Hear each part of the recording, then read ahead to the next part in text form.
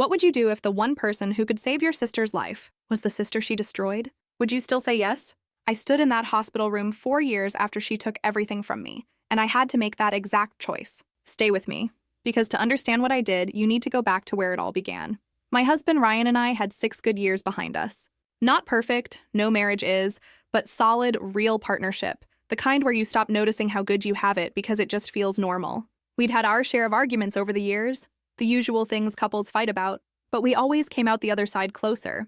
I genuinely thought we were the exception, the couple who made it. Then my sister Star moved back to town after a decade in Florida, freshly dumped by a boyfriend she claimed had been secretly cheating with men and leaving her with nothing. I'd met the guy maybe 3 times total in 5 years, since Star only ever came home for a few days around Christmas and rarely brought him along. He never seemed like someone living a double life, but I wasn't there for the details of their relationship, so I stayed out of it. When I tried once to reach out and get his side of the story, just out of curiosity, I found he'd blocked me completely. Fine, not my business, I told myself, and let it go. She moved back in with our parents and struggled to find work for the first month. So, mistake of my life. I asked Ryan to help her out at his company since he was fairly high up there and had some influence. He got her a job in his own department, something in her field. Looking back now, I wonder how much of what happened next was set in motion the moment I made that one phone call on her behalf. You should know something about my family first, because none of what happened later makes sense without it. Star was always the one who got the better version of everything, and it was never one big dramatic unfairness. It was 1,000 tiny ones stacked on top of each other over years. I got a beat-up hand-me-down car at 16, an 8-year-old model with a cracked dashboard. She got one 2 years old with leather seats. Her dance competitions ran into the thousands of dollars a year, some of them 6 or 7 hours away, and my parents never blinked, never questioned the cost.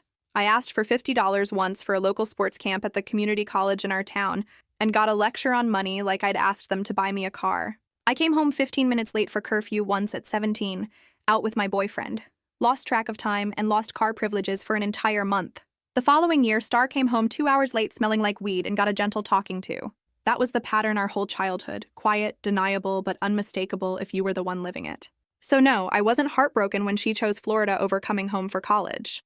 If anything, it was a relief. When she started spending more and more time at our house after moving back, I told myself it was nice. Sisters finally getting closer after all these years apart. Maybe distance had done us both some good, I thought. Then I started noticing the shift, slowly at first and then all at once. Private jokes between the two of them that meant nothing to me. Conversations that stopped cold the second I walked into a room, replaced with a too casual change of subject. Just work stuff, Ryan would say every single time. Like a rehearsed line he'd practiced in the mirror, because our schedules didn't line up. He worked a traditional 8 to 4:30, I worked 10 to 7. She was regularly there at the house when I got home from my shift, and it was always the same explanation waiting for me. We had some things to finish up for work.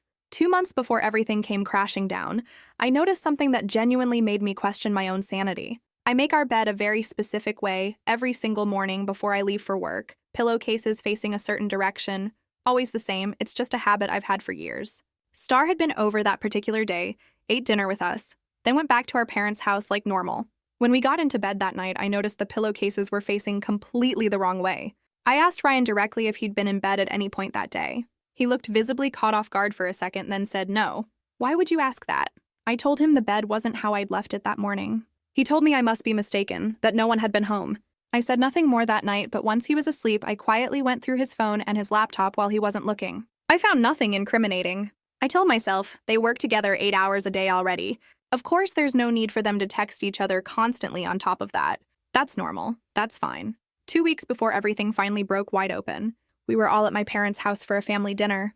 It was going fine, pleasant even, until I happened to glance over and see Ryan simply walking past her in the kitchen. Star reached out and lightly grabbed his arm as he passed. He turned to her. She whispered something I couldn't hear, and for exactly 1 second, their foreheads touched together. He jolted upright almost immediately and kept walking like nothing had happened.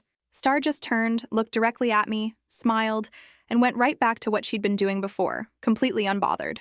I wasn't an idiot. I'd cataloged every single one of these moments in the back of my mind for weeks now. I just didn't want to admit what they added up to, because admitting it meant my entire life was about to change. So I did what I thought was the responsible thing. I planned a weekend getaway just for the two of us, somewhere away from home, away from her, somewhere I could finally sit him down and ask him directly what was going on. I told myself I'd know from his face whether I was imagining all of this or not. The first night went well, genuinely well. We had drinks, we danced, We were intimate, and for a few hours I almost let myself believe none of it was real, that I'd been paranoid this whole time. The next morning, before we started the rest of our plans for the day, I finally asked him point blank, was he having an affair with my sister? He broke down crying immediately. He said yes. He said it hadn't been planned, that it had built up slowly over weeks and months until it turned into something neither of them could stop or take back. I asked him the question that had been eating at me for weeks, whether she'd been in our bed while I was still at work that day. He couldn't answer me. He just turned his head away in shame, and that silence told me everything I needed to know. I got up from the table, took nothing but my purse, and drove home completely alone, leaving him there. He got a hotel arranged an Uber back a few hours later with the rest of my things. I didn't say a single word to him through my tears. He packed a bag the next day and checked into a hotel of his own. When I told my parents what had happened, it turned out they already knew. Their response wasn't shock or outrage on my behalf. It was a flat, rehearsed-sounding apology, immediately followed by the mention that Star had also left their house the night before and might not be back for a few days. I didn't need to ask where she'd gone. 3 months later, with our divorce nearly finalized, Ryan found and moved into his own apartment almost immediately. Star moved in with him just as fast, like they'd been planning it the whole time, waiting for the dust to settle. He offered me the house and every cent of our savings at first, guilt clearly talking, then reversed course only days later, suddenly insisting we split everything evenly instead. I recognized her fingerprints all over that sudden change of heart immediately. It wasn't subtle. It didn't matter either way, because I'd already quietly moved everything out of our joint savings into an account only I could access. 9 years of marriage, gone, and there wasn't even a real fight left to have over what remained. Star wasn't finished being cruel, not by a long shot. Just days after I found out, she tagged me in a photo on Facebook, a selfie of the two of them together, him kissing her cheek from behind, the caption reading something about feeling loved, like it was something worth celebrating publicly. I deleted the entire app off my phone that same night. About an hour later, she texted me an apology that wasn't really an apology at all, something about not meaning to tag me, no hard feelings, followed by a line about how I'd find my own soulmate someday too. I blocked her on every single platform I could think of that night. My parents offered nothing better in the aftermath. My mother's version of comfort was reminding me more than once that my sister deserved to be happy too, as if that erased what had happened to me. When I showed her the cruel text Star had sent, my mother's response was that I shouldn't even be on that stuff anyway, like the problem was my presence on social media rather than her daughter's behavior. My father said absolutely nothing through the entire conversation, sitting there silently the whole time. When I finally pushed him directly for his opinion, all I got back was "I agree with your mother," before he simply got up and walked out of the room. That was the exact moment I decided. Full no contact with all of them, the house would sell, I'd move to a completely different state, and none of them, not one single person in that family, would know where or when I'd gone. I rebuilt slowly after that, piece by piece. One genuinely terrible first date early on convinced me to swear off dating entirely for a while. So instead, I spent the better part of a year in therapy working through everything. The affair, the years of favoritism, the abandonment by my own parents when I needed them most. Eventually, once I felt like myself again, I met James, a chef running a successful restaurant with his fraternal twin brother. Ironically enough, he shares a first name with my own father, something I've made a conscious decision not to overanalyze. About 9 months after I disappeared completely from their lives, a wedding invitation showed up in the mail at my new apartment. Ryan and Star. The invitation included a photo of the two of them embracing in a field of sunflowers, staged and glossy and completely tone-deaf. A letter from my parents came folded inside it, insisting that families need to forgive and move forward together, that we all needed to put this behind us, and that Star specifically wanted me there as a bridesmaid, just like old times, just like she'd once been for me. I didn't respond to any of it.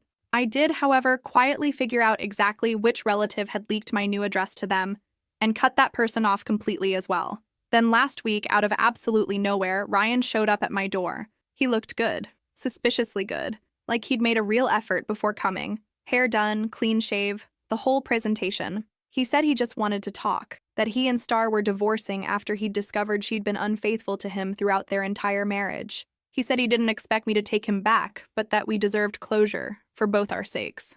I told him plainly that he would get absolutely nothing from me. No forgiveness, no conversation, no closure of any kind. I reminded him exactly what kind of person he'd traded our marriage for, and shut the door in his face. My landlady, a woman I've genuinely grown close to over these past 4 years, and who knows my whole history, called her 2 nephews over when she saw him still lingering in the hallway. They made it very clear to him that he wasn't welcome on the property anymore, and that police would be called for trespassing if he ever came back. I assumed that was finally the end of it. It wasn't. I spend most of my evenings at James's restaurant now, comfortable among the staff there, most of whom feel like actual family to me at this point, the kind of warmth I never once got growing up in my own house. So of course, on a slow Tuesday night, Ryan walked right in and sat down across from me at my own table like he had every right in the world to be there. James recognized him instantly from photos I'd shown him and quietly asked if I wanted him removed.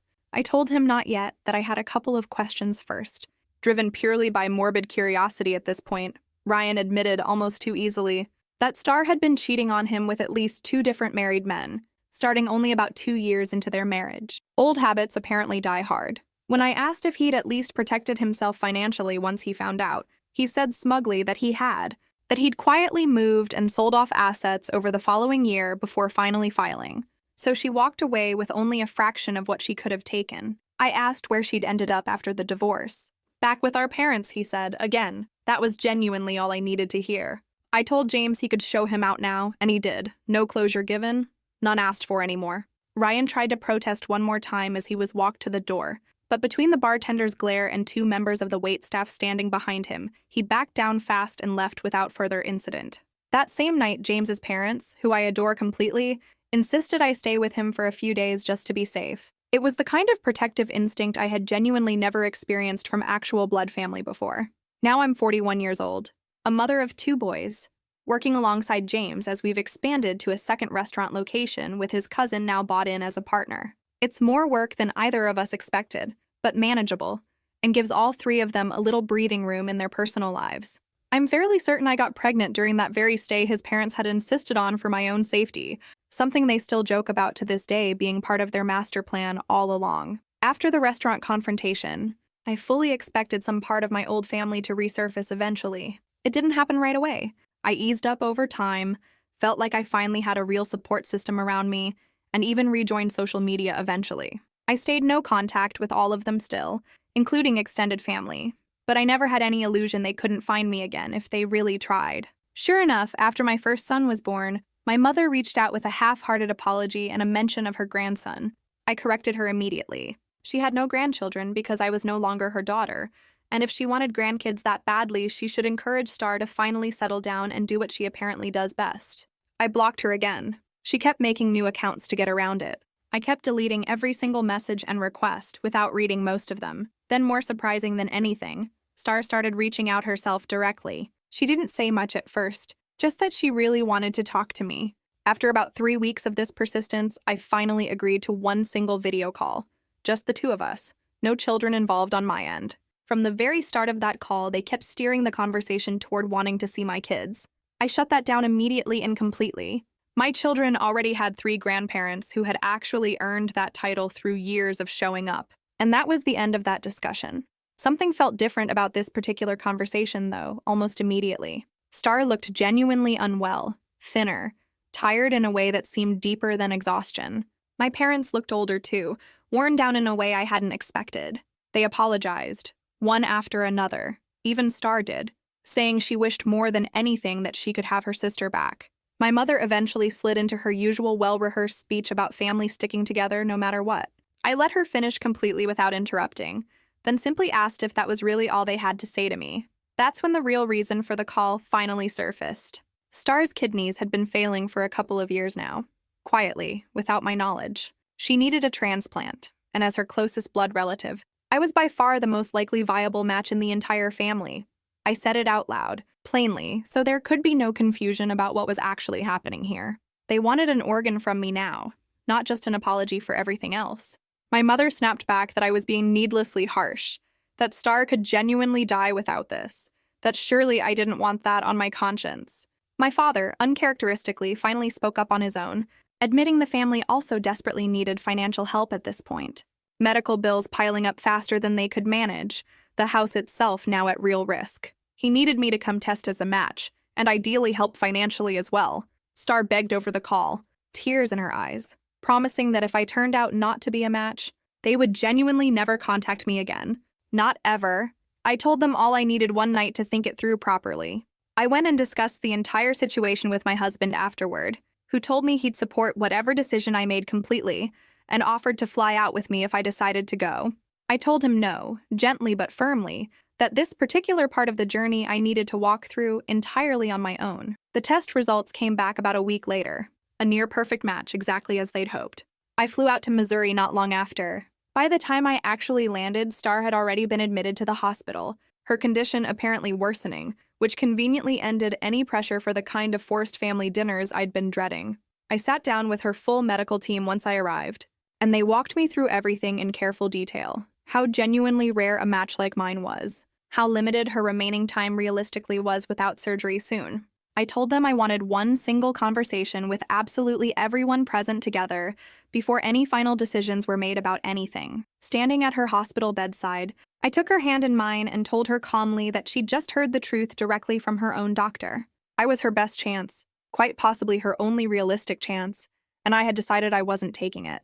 I told her plainly and without raising my voice exactly what she'd built her entire adult life on, using people around her and discarding them the moment they stopped being useful, taking things that were never hers to take in the first place, and that she was now finally going to face the one consequence in her life she couldn't charm or manipulate her way out of. She broke down sobbing immediately. My parents turned on me in complete disbelief, practically shouting.